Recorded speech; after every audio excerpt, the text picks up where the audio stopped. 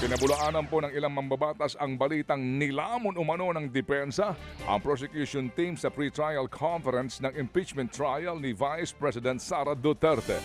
Ayon po kay prosecution panel member Terry Redon, hindi totoo ang kumakalat na hindi handa ang prosecution sa mga argumento ng mga abogado ng bise. Ngayong araw ay nakatagdang ituloy ang pre-trial conference para nga markahan ang mga ilalahad na ebidensya sa natitirang articles of impeachment, kabilang po ang hindi maipaliwanag na umano'y yaman ng bise at pagbawaldas sa kanyang confidential fund. Sa July 6, inaasahan po mag-uumpisa na ang mismong paglilitis sa impeachment court. Samantala, nanindigan pong isa sa bumuo ng 1987 Constitution na kakailanganin pa rin ng 16 na boto para po makonvict si Vice President Sara Duterte sa impeachment trial. Ayon kay retired Supreme Court Associate Justice Adolfo Ascuna, mananatiling 16 pa rin ang magic number na kakailanganin ng prosecution dahil 24 pa rin ang miyembro ng Senado. Sa ilalim po ng saligang batas, 2/3 ng Senado o 16 na boto ang kinakailangan para sa impeachment ng isang opisyal. Bagamat nakakulong ngayon si Senator Jinggoy Estrada at nagtatago si Senator Bato de la Rosa, iginit ni Ascuna na kinikilala pa rin sila ng konstitusyon bilang mga miyembro ng Senado.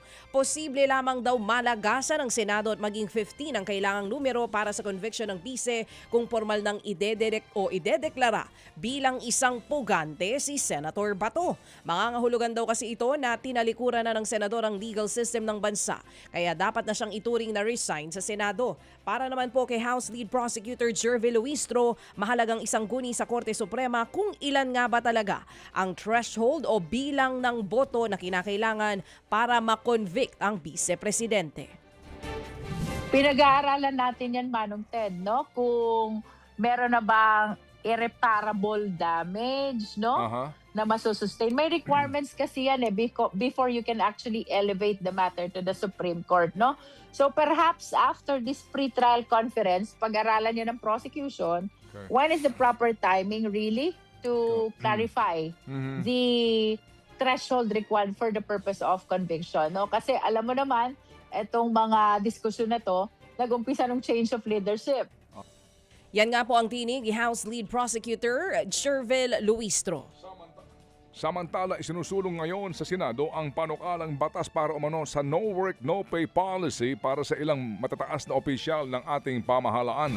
Ayon kay Senador Erwin Tulfo, sakop daw po ng panukala ang presidente, vice-presidente, senador, congressman, cabinet secretaries at iba pa. Tatanggalan din daw ng allowance ang mga opisyal na absent ng walang abiso. Ayon pa kay Tulfo, layunin po ng panukala na patawan ng kaukulang penalty ang mga opisyal na mahilig umabsent tulad ng ginagawa sa mga ordinaryong mga manggagawa. Isa sa ginawang halimbawa ng senador ang 6 na buwang pag-absent noon ni Senador Bato de la Rosa na patuloy pong kumukubra ng kanyang buwanang sweldo kahit na hindi nasipot sa kanyang trabaho.